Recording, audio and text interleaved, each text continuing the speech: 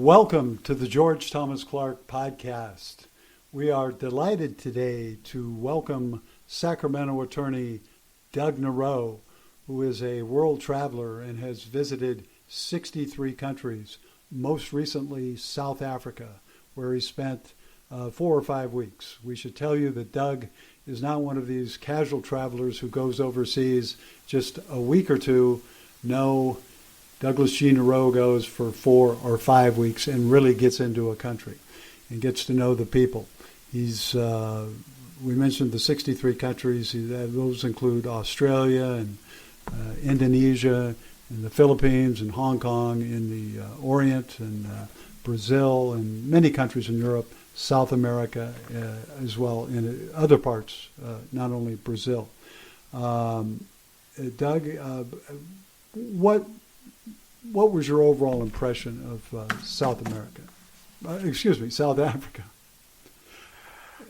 Tom, I thought South Africa was among the prettiest countries I've ever been into naturally.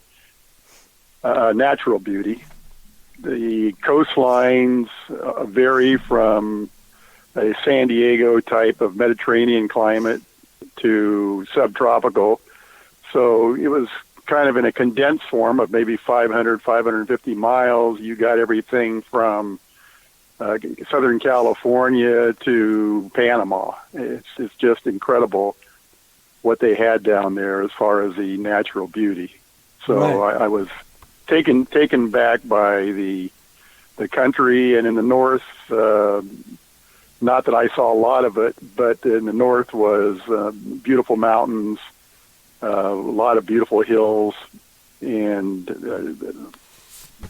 from a scenery standpoint, just a great place to go visit.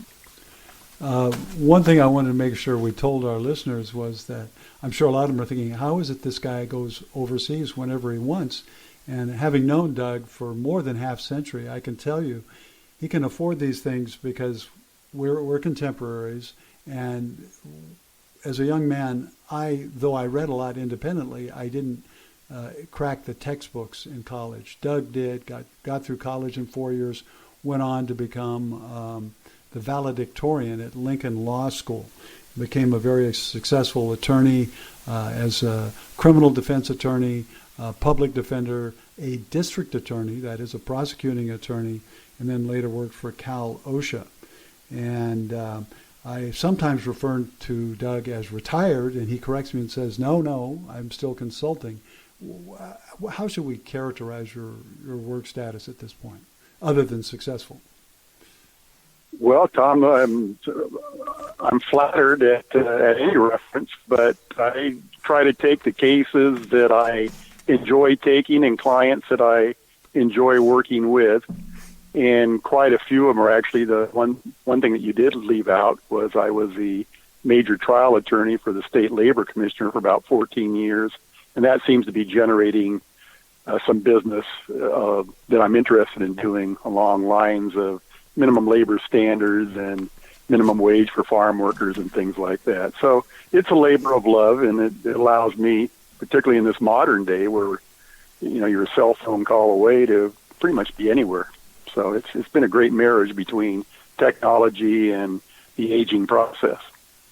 Right. And I know that you are one of the best of the labor law experts in this country. And so now, regarding South Africa, it's a nation of 60 million people, roughly 90% of whom are black, about 8% are white, and 3% Indian and Asian. And I think when many of us hear the words South Africa, we think apartheid, because that was when the white minority was dominating the blacks and denying them basic rights. And this is relevant to your trip because due to the concerns of crime, about which many locals warned you, they said, you've got to be back to the hotel at 6. And those were some of the braver ones. Some people suggested you not even leave the hotel. But since you were back at the hotel at 6, you tell us that you were in a position to nightly read about two of the greatest civil rights activists of the 20th century, Mohandas Gandhi and Nelson Mandela. Gandhi is generally associated with India. What a lot of people don't know is, as a young man and a young attorney, he spent more than 20 years in South Africa. And of course, Mandela, after serving 28 years for trying to liberate his people in South Africa, went on to become the president. What did you learn about Gandhi and Madiba, the nickname for Mandela, first in the books and as well as from talking to people in South Africa? Well, both Madiba and Gandhi are certainly iconic figures, and one could learn an awful lot in South Africa because of the prevalence of information about them everywhere. They're both heroes to all South Africans, I believe, or certainly to the vast majority of South Africans. They were not contemporaries, though. Gandhi was in South Africa, I believe, about 1894 to 1914, roughly. That's right. Yeah. Probably a little longer than that. And, of course, Mandela wasn't born until, I believe, about 1918, and, of course, lived until the 2000. I forget the exact date. 2013.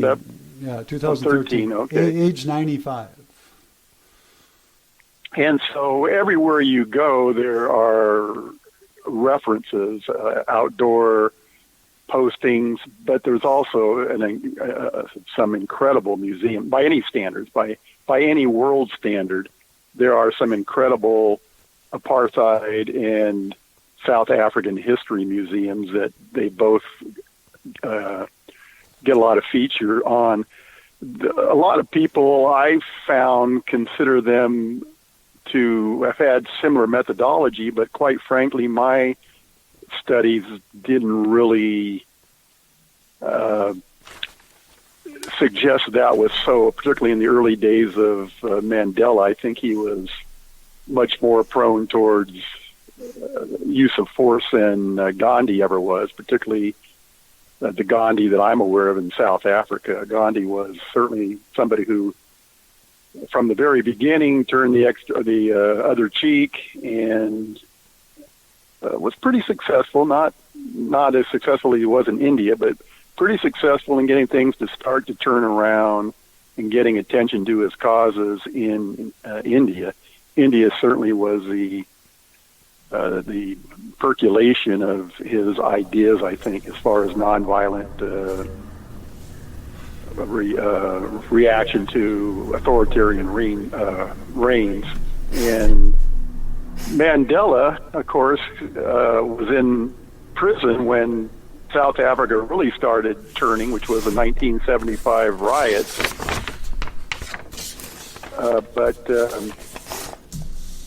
Which were violent. But he was a figure and was actually tried for treason, I believe, about 1956, if I remember correctly. It was a long trial. Okay. Now, regarding Cape Town, that's one of the most beautiful and exotic cities in the world. It's got the scenery, it's got the hills, the mountains, the harbor, and Robben Island, where Mandela was incarcerated. I assume that you were blown away by the physical beauty of Cape Town. Cape Town and environs, because you can drive for populated portions of it for a good 15 to 30 miles in any direction. It is unbelievable physical location. It's probably as stunning as anywhere I could think of in the world for just a city. Certainly on par with Rio de Janeiro, for instance. It's just unbelievable. And I know that there are places that rank it as the most beautiful city in the world, and that would be hard to disagree with from what I saw. Yeah. During an earlier conversation, you mentioned that you were unable to take the mountain cable cars to Table Mountain, which is known for its spectacular scenery, and you said that wasn't necessary because the scenery was so great elsewhere. Yeah, there are mountainous areas other than just Table Mountain that surround the city and the environs, and I stress the environs because it is just beautiful beach after beautiful beach after beautiful bay for, like I said, 15 to 30 miles, in all directions. And so, no, I did not make it to the top of Table Mountain, but you see Table Mountain from everywhere. It's all encompassing in the Cape Town area or the Western Cape. Now, So, in Cape Town, in District 6, you mentioned that you witnessed refugee relocation, 600 people from Zimbabwe, the former Rhodesia, the tiny country, north of South Africa. These refugees from that country, which had a great deal of strife, particularly in the latter years of the reign of Robert Mugabe, who was once a great freedom fighter, but later on became a crusty old iron-fisted dictator. What did you witness as these people were being relocated, physically or otherwise, in Cape Town? well, what I saw actually over about a 3-day period was a great deal of restraint by the Cape Town police. Very professional, did an excellent job. But basically, they had overwhelming numbers. Literally, for 5 blocks in any direction, the police had pretty well taken over the streets. And although I was told, and there were some media accounts that there was some violence, I didn't see anything but professionalism. Just kind of weighed them out. These are economic refugees. They were in a church. And I think prior to the church, I had been told that they had actually kind of camped in the government park area, which is over by District 6, where one of the parliament of the country is. The government's kind of spread out in South Africa between different towns.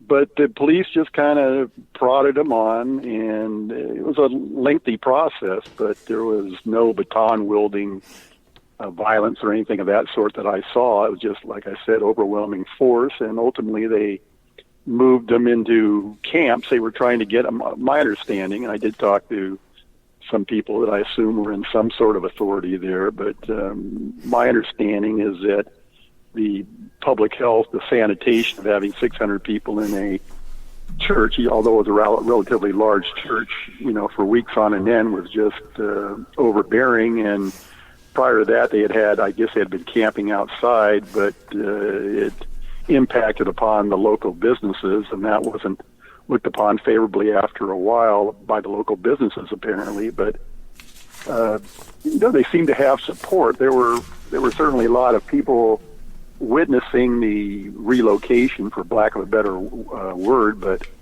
my overwhelming sense was that these guys were real pros from a police standpoint. Right. As I was studying to prepare for this interview, I've read about South Africa on a regular basis through the press and now online for more than 40 years.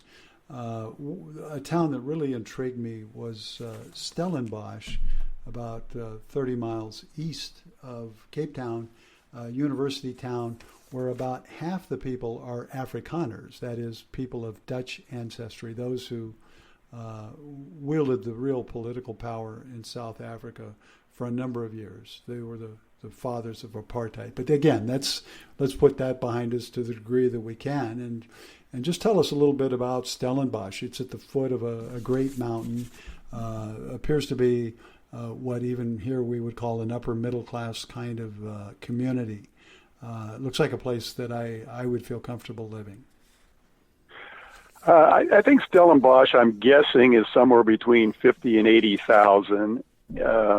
Your statistics seem like they probably are actually pretty accurate from what I observed, but it comes across to me as an upper middle class or even an upper class town in some regards. It's what they call the wine lands, the wine growing region. Absolutely stunning. Rivals Sonoma and Napa areas, in my opinion. and the architecture in the town, and the town's probably 325, 30 years old. So it's a fairly old and fairly substantial town. The architecture is just stunning. There are stunning mansions in various places. You're familiar with the Fabulous 40 in Sacramento, and there's,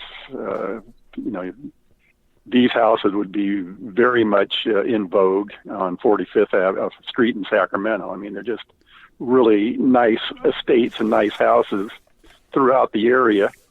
It's somewhat unique in that you have these beautiful areas and a beautiful university, and then there's, for lack of a better term, kind of a farmer's market of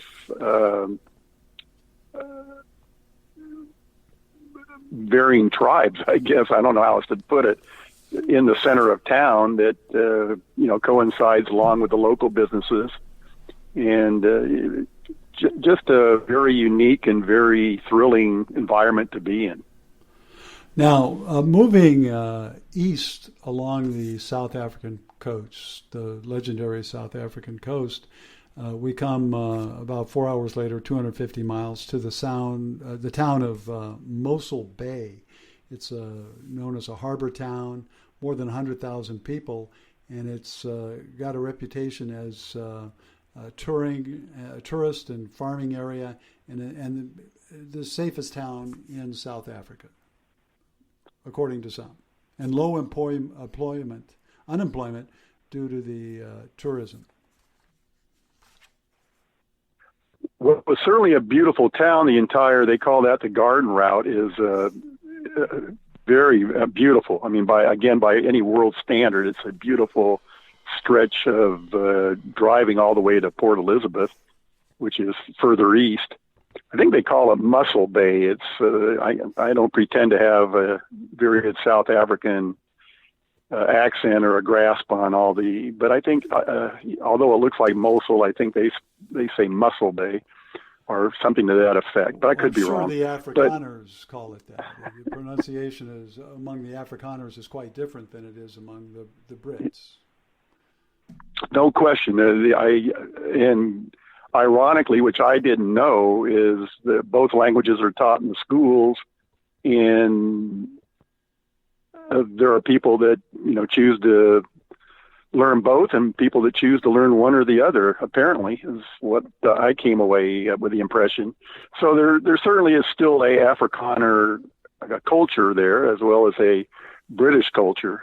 And as you know, after the Second Boer War, they came together to kind of unite forces to put together a country that they thought was in their best interest. But they are certainly distinct cultures, and Afrikaners certainly had a different, distinct accent. I might also add in, because you said it was a Dutch culture, which is certainly correct, but there's also a relatively large French Huguenot history that merged into our group that merged into that they're very cognizant of still, and is still celebrated, particularly in the wine regions. Now, as you moved east along the southern coast, the next town of significance was Plettenberg Bay, which was settled about 500 years ago by Portuguese explorers, and it was known by them as Bahia Formosa, which is beautiful bay. And the town is known for being seasonal. It's got a lot of people who come there just for their second homes, and it attracts a lot of tourists, both domestic and foreign. It's also known as a haven for investments, as is the next town along the line, Port Elizabeth. Did you have a good time in Plettenberg Bay? Well, I did stay in Plettenberg, I think 3 days as I recall, but there's a town about an hour west of Plettenberg Bay called Knysna, which I thought was the most stunning area along the coast. Unfortunately, the reviews and guidebooks that I had read misled me, I thought, a little bit, because I would have much rather have spent time in the Knysna area. which I have since read in some reviews is more highly regarded. But So, Plettenberg is a kind of a modern Orange County type of, modern architecture type of area. Very pretty, but very modern. And Neisner had the historical downtown, as well as stunning scenery around it, as well as, new architecture too. But I would take Neisner of the two, but Plettenberg Bay was very nice, very modern. Everything that you said, I think, holds true on Plettenberg Bay as far as a place to visit. If you're into the modern Orange County type of, building and architecture and beaches, that would be a good analogy. All of these places we've talked about are known for their spectacular weather, none more so than Port Elizabeth, which is even more important for investments than Plettenberg Bay. It's a major port, has many beaches. And did you get to spend much time in Port Elizabeth? I spent about 4 days in Port Elizabeth, but I spent it in the downtown area, which unfortunately, like a lot of places in South Africa, absolutely shuts down on weekends and absolutely shut down after 5 or 6 o'clock in the evening, to where it was recommended that you don't go out, and to where I did go out a couple of times in the evening just to look around, but there's not too many people out there. And what was told to me is it's just the crime was too much.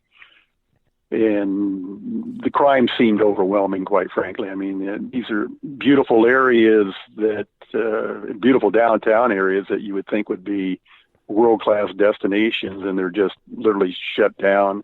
And it looked to me like one Grand Hotel. I actually stayed in the Grand Hotel, but another Grand Hotel that was kind of across the street from us and next to the Donkin Reserve, which is quite a nice place, but again, deserted. It's a downtown park. Looks like it's just been completely abandoned. So I think economically, this fear of crime in parts of South Africa is certainly hurting the economy, and it's too bad because there are some beautiful areas that are being neglected. All right. Now, from that point on the South African coast, it goes up northeast, and the weather becomes a little bit more humid. Still good, but not as perfect as some of the other places we mentioned. Now, going back a few hundred miles, at the start of this conversation, we talked about Cape Town, which has about 4.5 million people. The city of Durban has about 4 million and is the busiest port in the country. It sounds like an exciting place. Did you find it so? Well, I spent a week in Durban. I had only planned on about 2 or 3 days, but I ended up for a very reasonable sum, I might add, a beautiful hotel, 7th floor overlooking the beach. And I might say that all the South African beaches I saw surpass anything that I've seen in the United States or in South America. They're just incredible beaches. And so anyway, I had a beachfront 7th story view, good weather, but it is subtropical, so it rained pretty much every day for a short period of time, kind of liquid sunshine type of rain.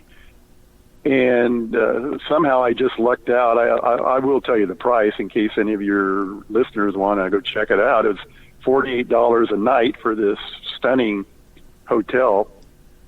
And I was about probably a 5-minute walk from the local casino, which is very modern and very nice, and probably no more than a 20-minute walk from the world-class soccer and rugby stadiums, both 2 different stadiums. And then the downtown area, which would be another direction, probably 10 to 20 minutes, was also pretty nice, although I'm told that it's somewhat crime-ridden. It's not what I saw.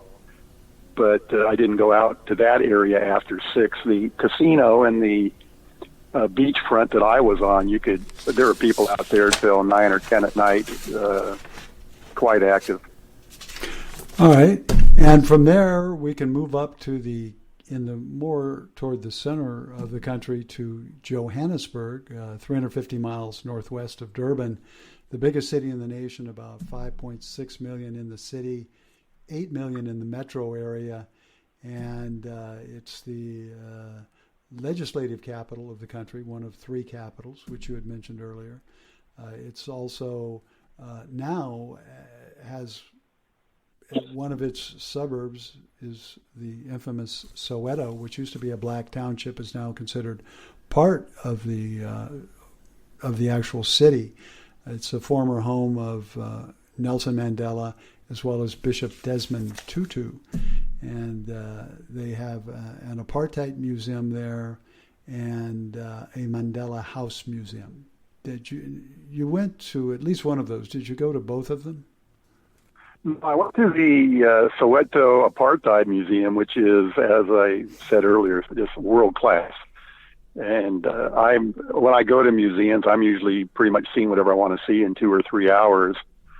I spent 4 hours there, and if I had gone earlier, I would have spent more time. And then because the transportation can be a bit iffy in parts of South Africa, I think I left at 4. I think they actually closed at 5, but the Apartheid Museum, for anybody that's in Johannesburg, is an absolutely must-see. And it's not just dealing with apartheid. It deals with the history of South Africa from, eons back, from probably the time of Christ even. Just a fascinating, world-class museum. Highly recommended. And another place you mentioned, and I've seen a lot and read a lot about, is Constitution Hill. We mentioned a place, Ronan Hill. What is it, Ronan Bay, where Mandela was imprisoned in the Robben Island, which is Robben Island, the Cape Town area.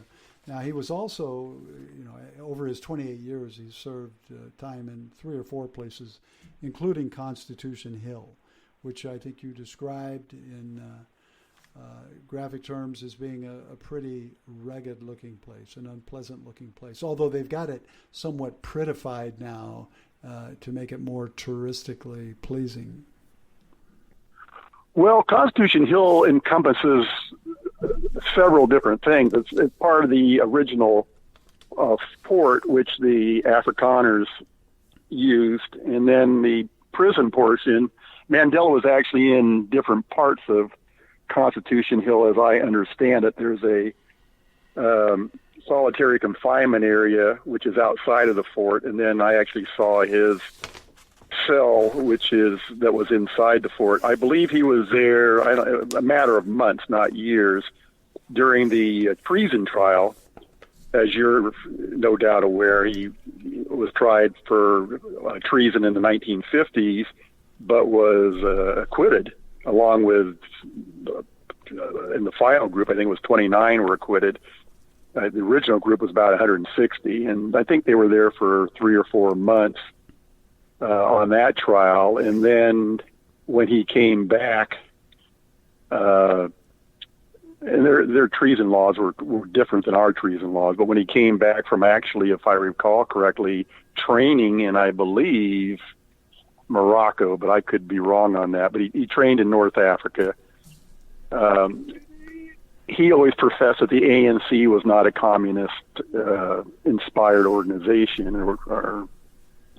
and that he was not a communist anyway. There are certainly many communists in the ANC, but as he tried to get back into South Africa, he was arrested again and tried on that, and that's his second trial is actually, which was in the 60s, is where he ended up with the 28 years that you've discussed early. So he had 2 relatively long judicial proceedings that, and the second one is where he ended up in Robben Island. Now, in Johannesburg, in retirement, Mandela lived in a beautiful mansion that was surrounded by a wall, and today his grandchildren live there. Did you get a chance to drive by, or did you at least talk to some people who have seen it? I didn't personally see that, and there are many nice communities outside of Johannesburg. I'm not sure that Johannesburg by itself would be my first choice of places to visit in South Africa or in the world, quite frankly. But you could certainly make for a nice 3 day, an interesting 3 days in Johannesburg, or as they seem to call it more often, Joburg. Joburg, right. I saw a Joburg reference, and I Googled it, and nothing came up, but I finally figured it out. That was a fusion of Johannes and Berg, Joburg. And nearby is Pretoria, which is the administrative capital of the country.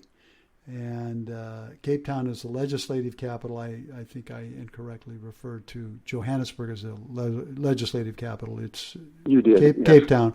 And Bloemfontein, I defer to your Afrikaner pronunciation. Well, you should not, but I think it's Bloemfontein.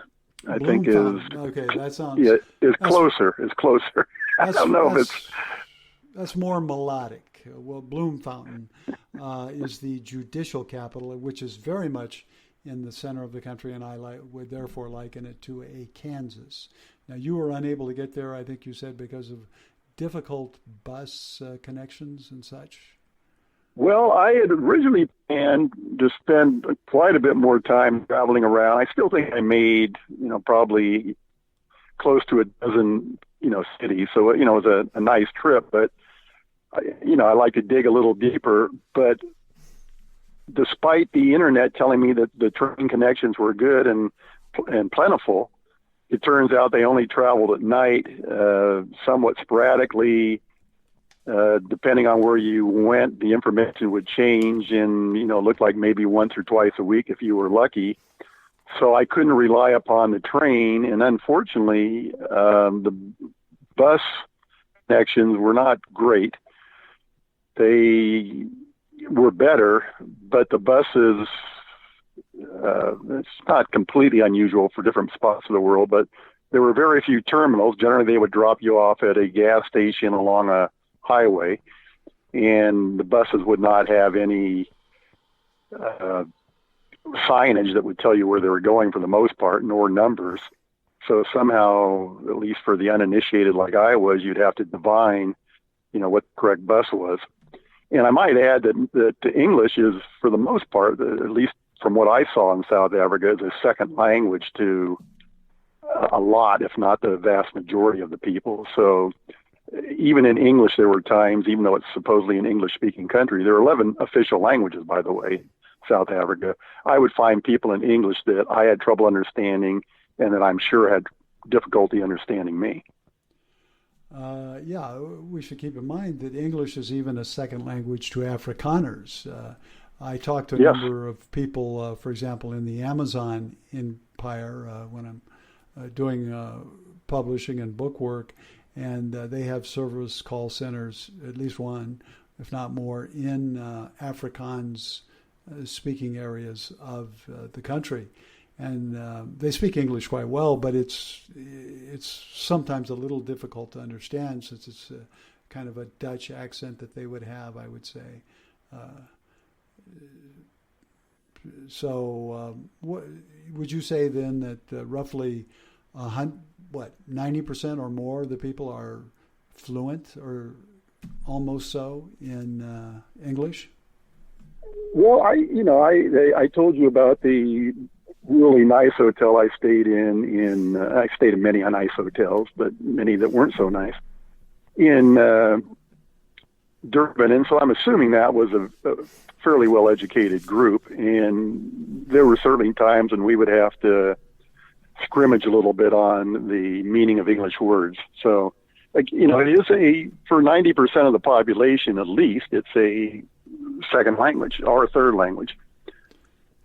Yeah, it's countries that are dealing with that sort of babble, fractured language situation, it makes progress more difficult. Would you say that's one of the difficulties the country is facing, a lack of a unified national language?